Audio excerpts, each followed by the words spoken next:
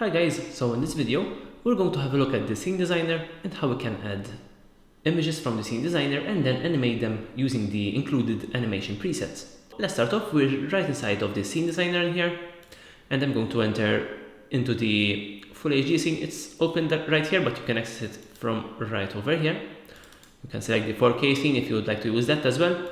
When I work with a scene, I actually like to duplicate this, so edit and duplicate from here and name it to your scene. So I'm going to name it scene 01 in this case and double click so that I open it right over here. So let's close the full HD scene, and now I'm going to work in the newly duplicated scene 01 in here. So the first thing that I'm going to do, I'm actually going to introduce a new background in here. So for that I'm just going to go to layer, new, solid, just a simple background in here, click OK.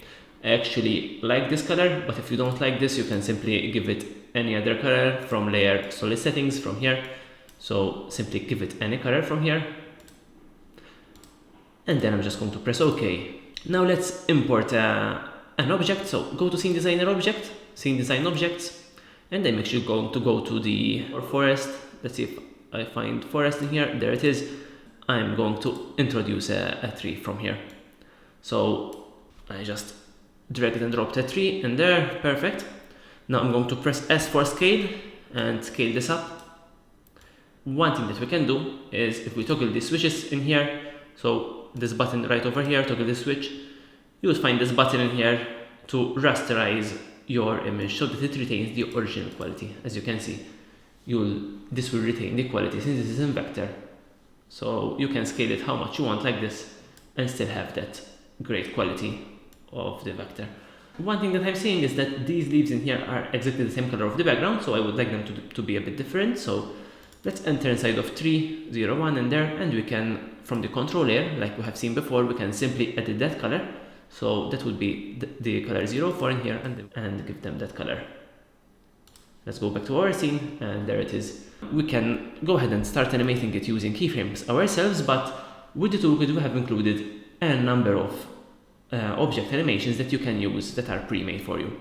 To see how these object animations work, right inside of the animation presets in here, when you download the project, you have GIF animation preview in here, and you can go ahead inside the object animations and you can preview them right over here. So in this case, this folder is for the start animations, so you can see there's these nice drop and bounce animation, for instance, and you can go through them from below, for instance, and you can see how these look.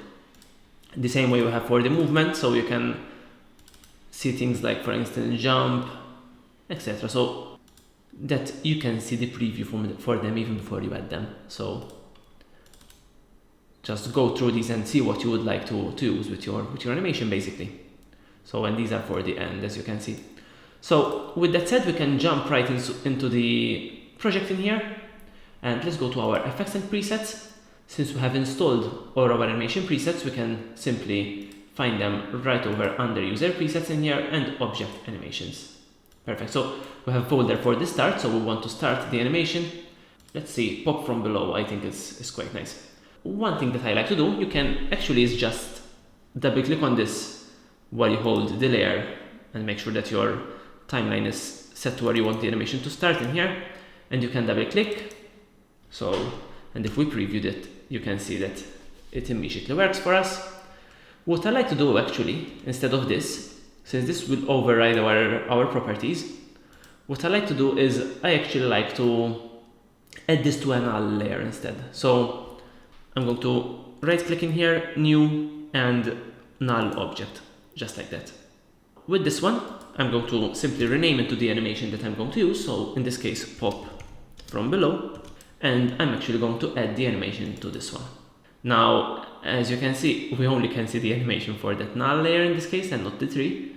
So all we need to do now is to parent. So I'm going to go to here, to the end, to where this animation ends, and I'm going to parent the tree to that null layer. So simply drag and drop the parent in here on it. And now if I preview, as you can see, it is working great in here. So it is taking animation from that null layer, just like that, without actually messing up our properties that we have given it before. So I can even, like, for instance, position this to a different place, and as you can see, that will still work. Now let's undo this, keep it in the middle in here. In this case, you can of course position it wherever you like. Now let's introduce a new animation. So let's maybe introduce a movement animation in this case. So I'm going to do just the same thing in here. So I'm going to create new and null object from here. And I'm going to, let's see what we have in here. Let's create a jump animation. So I'm going to rename this to jump and double click on jump. And I have the keyframes right over there, as you can see. Let's cut this layer actually to be with those keyframes so that I know what I'm doing exactly in here.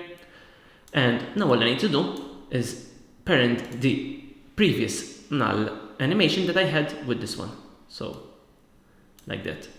And now I have the freedom to move this wherever I want the second animation to be in. So for instance, I can play in here, and then it's going to jump at around 3 seconds in here, as you can see. Perfect.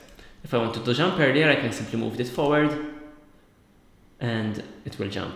And like this, you can see the advantage of using null layers instead of pasting directly on the layer in here.